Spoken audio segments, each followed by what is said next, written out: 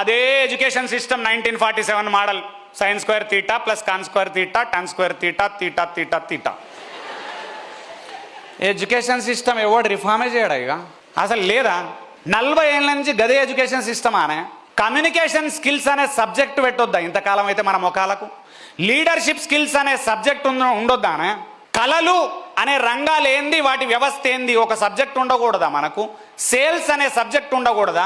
Financial management అనే subject ఉండకూడదా? అవేం లేవు.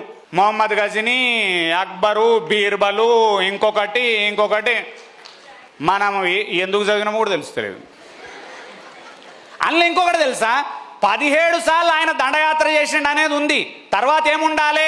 17 సార్లు దండయాత్ర చేయకుండా నెవర్ గివ్ అప్ యాటిట్యూడ్తో ఆయన ఖతర్నాక్ అయింది అనే సబ్జెక్టే వస్తలేదు మనకు అందులో. అసలు యాక్చువల్ దాని సారం ఏంది తెలుసా? 17 సార్లు దండయాత్ర చేసిండు, వదిలిపెట్టలే. అంటే ఏంది మీనింగు? 16 సార్లు ఓడిపోయిండు. 16 సార్లు ఓడిపోయినా మళ్ళీ వెనక పోయిండు, మళ్ళీ ముందరకు వచ్చిండు, మళ్ళీ ఓడగొట్టిండు. ఇద్దరిని మళ్ళీ అక్కడ మళ్ళీ తప్పు ఉంది సబ్జెక్ట్లా. ఓడగొట్టింది 16 సార్లు ఓడిపోయిండు. ఎవరి చేతిలో ఓడిపోయిండు? పృథ్వీరాజ్ చౌహాన్ చేతిలో ఓడిపోయిండు. మరి పృథ్వీరాజ్ చౌహాన్ 16 సార్లు గెలిచిండు? లేదు. 17వ ఈయన గెలిచిండు. అంటే ఏంది? కింద లైన్ ఉండాలి.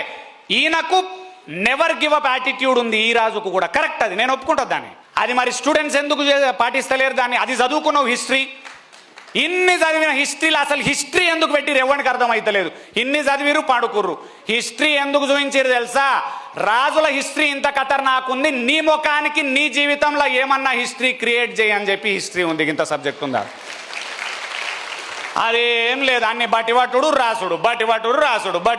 రాసుడు ఓడిసిపోయింది. చిన్నప్పుడు మాకు 10th class intermediate MBiPC group మాది.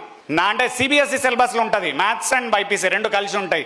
మాకు వైట్ ర్యాట్స్ డిసెక్షన్ ఉండే, తెల్లకప్పలు కోసుడు. ఎందుకు కోసినామో తెలియదు, అది చచ్చిపోయింది. ఇంజనీర్ అయ్యేటువంటి తెల్లకప్పలు మన వైట్ ర్యాట్స్, తెల్ల ఎలుకలు. ఆ ఫస్ట్ ఇట్లా ముట్టుకునేటప్పుడే భయం, ఇట్లా మెల్లగా తీస్తుండే ఓడోడు దాన్ని. ఆల్రెడీ చచ్చిపోయింది అది. బతుకున్న దాని కోసం ఎట్లా చచ్చిపోతుందని సచిన కప్ప వాడిచ్చారు, సచిన ర్యాట్స్ ఇచ్చారు అట్లా వాటిని. రిక్వెస్ట్ ఏం తెలుసా? సబ్జెక్ట్ చదువుతున్నారు కానీ జీవితానికి ఎవ్వరు అన్వయించుకోవట్లేదు, ఎవ్వరు ఆ దిశగా వర్క్ చేస్తలేరు. దానికి ముఖ్యమైన పాయింట్ ఇక్కడ హాల్లో కూర్చున్న వాళ్ళందరూ పట్టుకోండి. బయట సెషన్లు వింటున్న వాళ్ళందరికీ నేను రిక్వెస్ట్ చేస్తున్నా, మీ పిల్లలకు పాఠాలు స్కూల్లో టీచర్లు నేర్పుతారు, వాళ్ళు 100% రైటు. జీవిత పాఠాలు బయట మీరు పిల్లలకు నేర్పించాలి.